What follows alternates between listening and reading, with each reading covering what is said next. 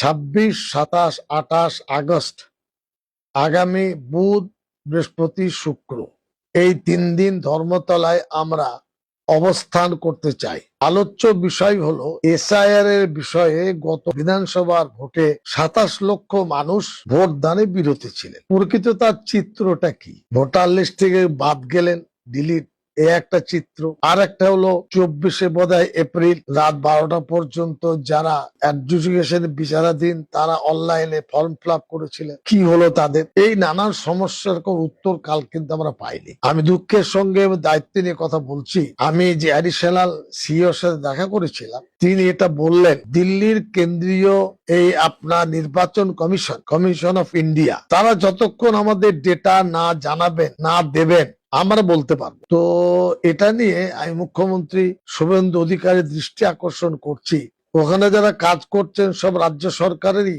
কর্মী তারা, অর্থাৎ আইএস আইপিএস যারা আছেন, 3 জন অ্যাডিশনাল আপনার সিইও আছেন, 1 জন সিইও আছেন, তাদেরকে দায়িত্ব নেই ডেটা কালেকশন করা? তারা কি উত্তর দেবেন না? এই মানুষগুলি তারা যাবেন কোথায়? তাদের ভবিষ্যৎ কি?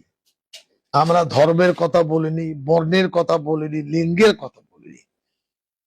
অনেকে ঘুমিয়ে আছেন, ঠিক আছে, সেটা আপনাদের রুচি, আপনাদের ইচ্ছা। আসামের ভয়াবহ অবস্থার দিকে তাকাবে।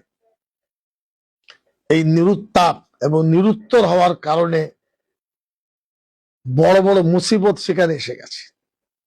ডিটেনশন ক্যাম্পে অনেকে আছেন, অনেকে টানাটানির শিকার হয়েছেন। আমি জানি পশ্চিমবঙ্গে হয়তো হবে না, কিন্তু এদের যদি প্রকৃতপক্ষে ভোটার লিস্টে নাম না আসে, জিজ্ঞাসার জন্য থেকে যায়, আর পুত্র সন্তান, মেয়ে বাচ্চারা যদি থাকে, আব্বা যদি মারা যান, তাহলে ওই ছেলে মেয়েরা লিঙ্ক পাবে না। এটা কি কেউ অনুধাবন করেছেন? এই দায়িত্ব আমাদের নয়, সকলের। আমরা চেষ্টা করছি। কালকে এক রিপোর্টার বললেন, সাহেব কে কে আসবেন? আমাদের বক্তব্য, আমরা মসজিদে নামাজ পড়ি, জামাতে পড়ার চেষ্টা করি। আজান হয়ে গেছে ধরুন জোহরে, মাইকে যতটুকু আওয়াজ যাবে যাবে। যারা নামাজ পড়েন তারা উজু করে সব মসজিদে এসে জামাতে শরিক হয়ে যাবেন। কেউ যদি ঘরে বসে অফিসে বসে ভাবেন আজান হয়েছে, হতে দাও, আমি পরে পড়ে নেবো বা একটু দেরি করে পড়বো, এটাও ঠিক তাই। আমরা আহ্বান জানিয়েছি, এসআইআর যারা ভুক্তভোগী আছেন, সমস্যার সম্মুখীন হয়েছেন, তাদের সমাধানের ডাক আমরা দিয়েছি। এটা তো ছেলে মেয়ের বিয়ে নয়, এই বাড়ি বাড়ি গিয়ে দাওয়াত দিতে হবে।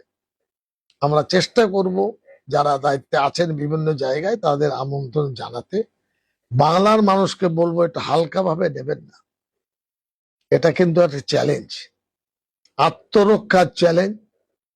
ভারতবর্ষের ভোটার তালিকায় নাম আপনার আপনার আসতে হবে, যুক্ত হতে হবে, এটা তার চ্যালেঞ্জ, সাংবিধানিক চ্যালেঞ্জ। এই চ্যালেঞ্জটা গড়িমসি করে উড়িয়ে দিলেন, হাসলেন।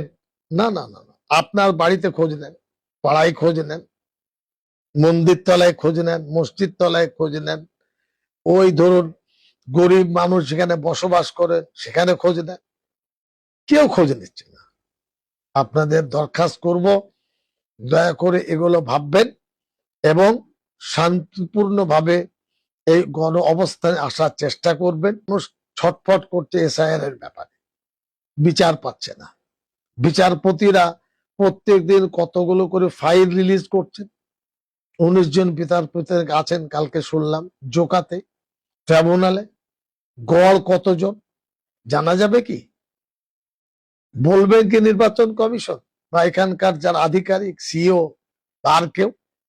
জেলা শাসক বলবেন? এসডিও, বিডিও বলবেন? কি আপনাদের দায়িত্ব নেই? পয়সা তো খরচ করবে কেন্দ্র সরকার কি রাজ্য সরকার, তাদেরও দায়িত্ব নেই? শুধু ভোটটার দায়িত্ব? দল বা সরকার আসবে, থাকবে, চলে যাবে, ভোটাররা কিন্তু চিরদিন থাকবেন।